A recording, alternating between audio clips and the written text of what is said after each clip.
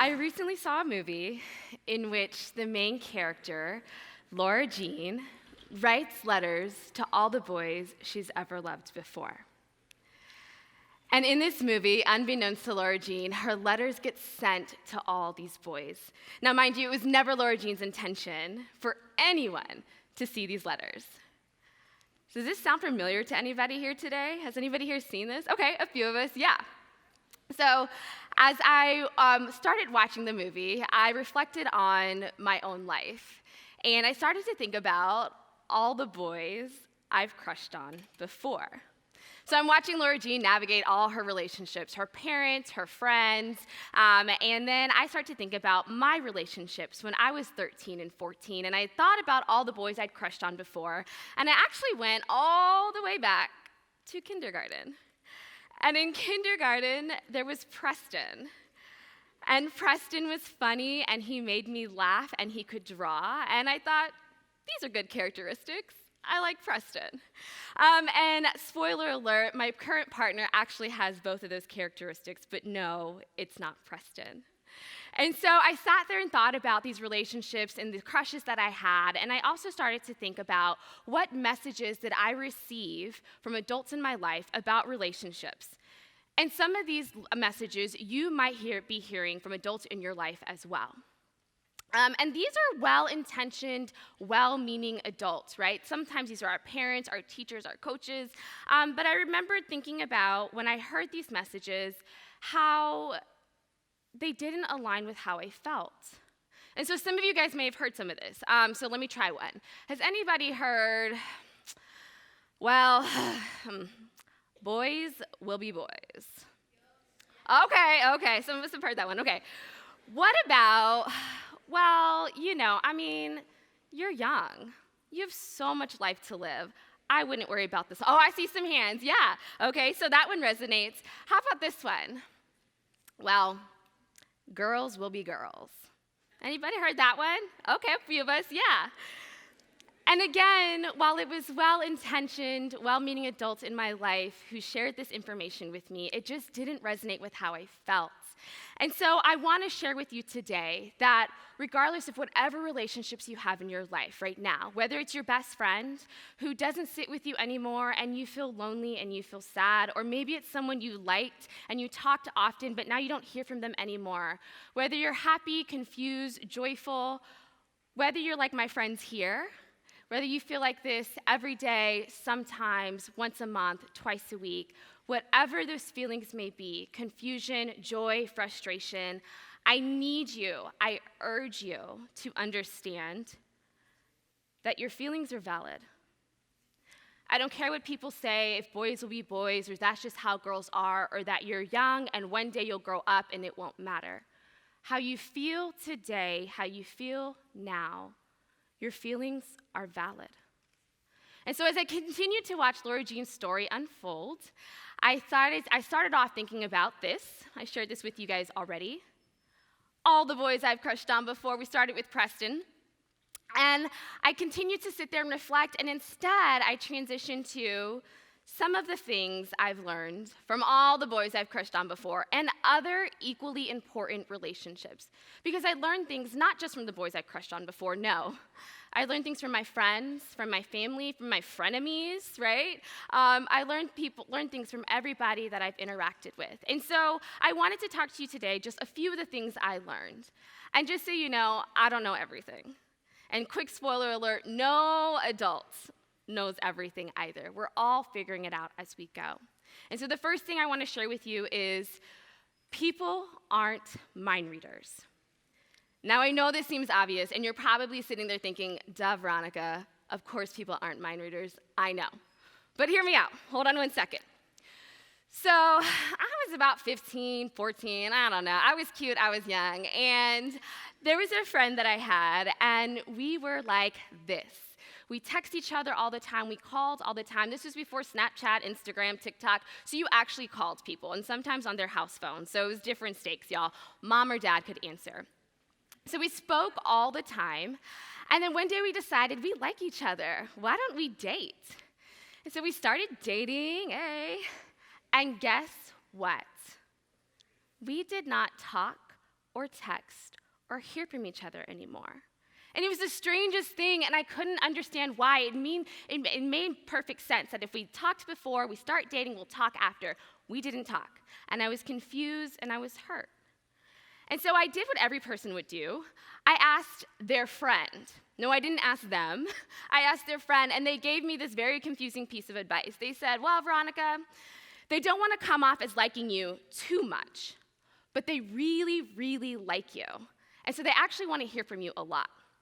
And I was like, what? That makes zero sense. I don't understand what you're saying. Because I'm not a mind reader. And neither are you, and neither were they. And at the same time, if I'm honest, I had this expectation that this person should call me or text me before school, call me or text me after school, and we should talk for hours on the phone in the evening. But guess what?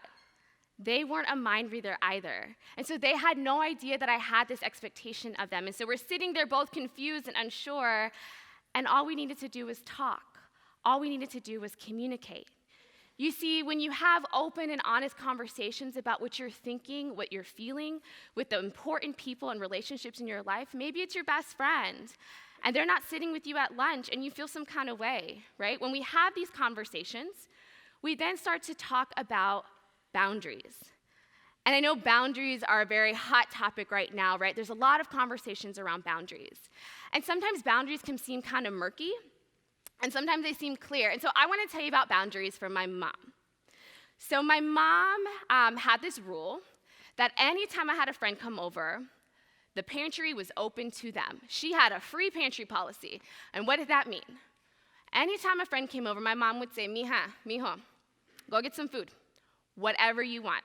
And my mom had all the good stuff. She had the hot Cheetos, she had the honey buns, she had the Nutter Butters, all the stuff, all the things. And every time these friends would come over, whether it was the first time or the 100th time, she said the same thing. Please, go to the pantry, get whatever you want, the food is there for you. And what I realized in this conversation that my mom had with my friends is that she had constant and continuous communication about boundaries for the pantry. The pantry, y'all, okay? And so I was thinking about my mom and the amazing example she set about clear, constant communication. And so when I think about boundaries, I think about the pantry at my mom's house. And no, I'm not saying that boundaries should just be open and free to everyone. What I'm saying is when we talk about our boundaries, they have to be clear, they have to be consistent. And sometimes it's scary. I get it. Sometimes talking about our boundaries, whether they're emotional or physical, can be scary and can make us feel some kind of way, and I understand.